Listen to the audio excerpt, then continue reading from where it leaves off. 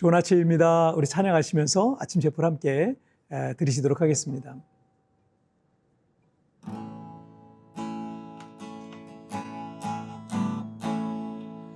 하늘의 문을 여소서, 이곳을 주목하소서.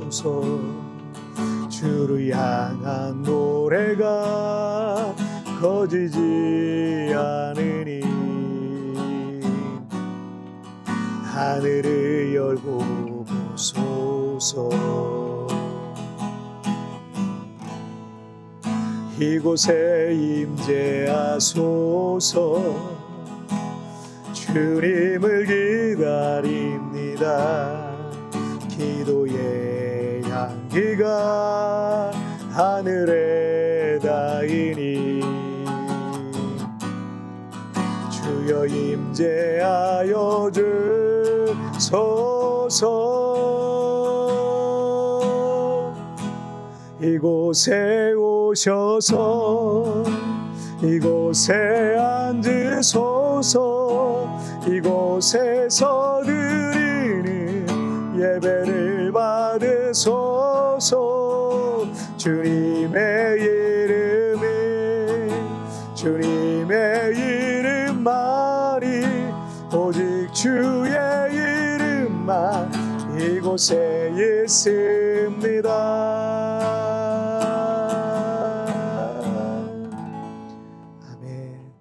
우리 같이 기도하시겠습니다. 하나님 아버지 감사합니다. 오늘도 이렇게 하나님 앞에 예배하며 이 하루를 시작합니다. 날마다 하나님 말씀 앞에, 주님 보좌 앞에 하루를 시작하고 주님이 말씀하시는 대로 순종하며 그렇게 믿음의 삶을 살아내게 하여 주옵소서. 감사하며 예수님의 이름으로 기도하옵나이다. 아멘. 자, 오늘 우리에게 주신 하나님 말씀은 요한복음 11장 1절부터 6절까지의 말씀 제가 봉독해 올리도록 하겠습니다. 어떤 병자가 있으니 이는 마리아와 그 자매 마르다의 마을 베다니에 사는 나사로라. 이 마리아는 향유를 주께 붓고 머리털로 주의 발을 닦던 자요, 병든 나사로는 그의 오라버니더라. 이에 그 누이들이 예수께 사람을 보내어 이르되 주여 보시옵소서, 사랑하시는 자가 병들었나이다 하니 예수께서 들으시고 이르시되 이 병은 죽을 병이 아니라 하나님의 영광을 위하며 하나님의 아들이 이로 말미암아 영광을 받게 하려 함이라 하시더라. 예수께서 본래 마르다와 그 동생과 나사로를 사랑하시더니 나사로가 병들었다 함을 들으시고 그 계시던 곳에 이틀을 더 유하시고. 아멘. 자, 오늘 본문은 요한복음에만 나와 있는 사건이 기록입니다.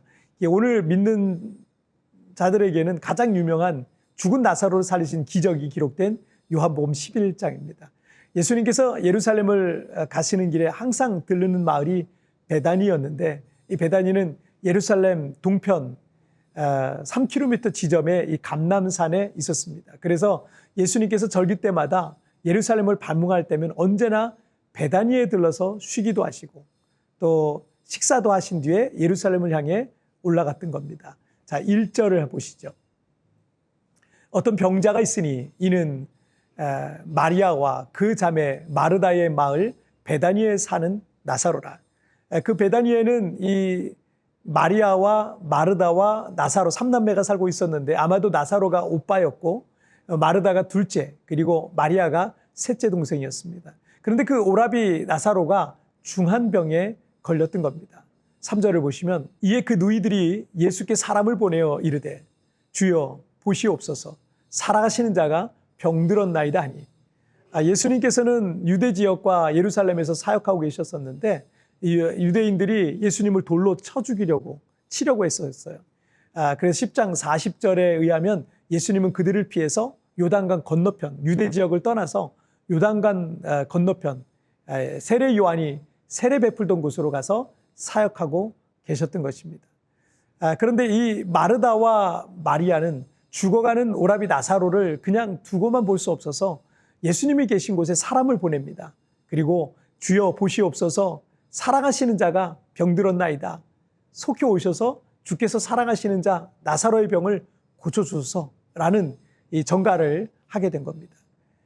특별히 이 3절에서 사랑하시는 자가 병들었나이다 라는 말을 덧붙이고 있는데 35절에 보면 예수님께서 나사로의 무덤 앞에서 눈물을 흘리시는 장면이 나오기도 하고 36절에서는 그 모습을 목격했던 사람들이 보라 그를 얼마나 사랑하셨는가라고 말하고 있는 것을 볼 수가 있습니다.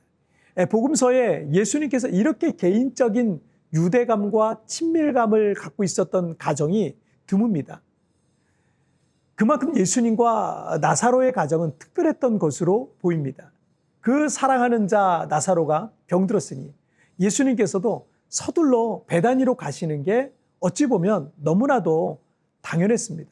자, 그런데 5절과 6절을 보시면 예수께서 본래 마르다와 그 동생 나사로를 사랑하시더니 나사로가 병들었다함을 들으시고 그 계시던 곳에 이틀을 더 유하시고 예수님의 반응은 이해하기가 어려운 겁니다. 사랑하신다고 하셔놓고 전혀 서두르지 않고 아니 오히려 그 계시던 곳에서 이틀이나 더 지체하셨던 겁니다. 자, 그런데 4절을 보시면 예수께서 들으시고 이르시되 이 병은 죽을 병이 아니라 하나님의 영광을 위함이요 하나님의 아들이 이로 말미암아 영광을 받게 하려 함이라 하시더라. 예수님께서 지체하신 이유를 말씀하시고 있는데 먼저 그 병은 죽을 병이 아니라고 하셨는데 우리가 알다시피 나사로는 죽게 되죠. 그러나 이 말씀은 그 죽은 나사로를 예수님이 다시 살리실 것이기 때문에 11절에서도 우리 친구 나사로가 잠들었도다 그러나 내가 깨우러 가노라 라고 말씀하신 거예요. 죽음 그 자체는 현실이지만 예수님이 고치지 못할 사람이 없고 예수님은 죽은 나사로까지도 살리신다라는 것을 암시하고 있는 말씀입니다. 자, 그리고 지체하신 두 번째 이유를 이 병은 죽을 병이 아니라 하나님의 영광을 위하며 하나님의 아들이 이로 말미암아 영광을 받게 하려 함이라 라고 하셨어요.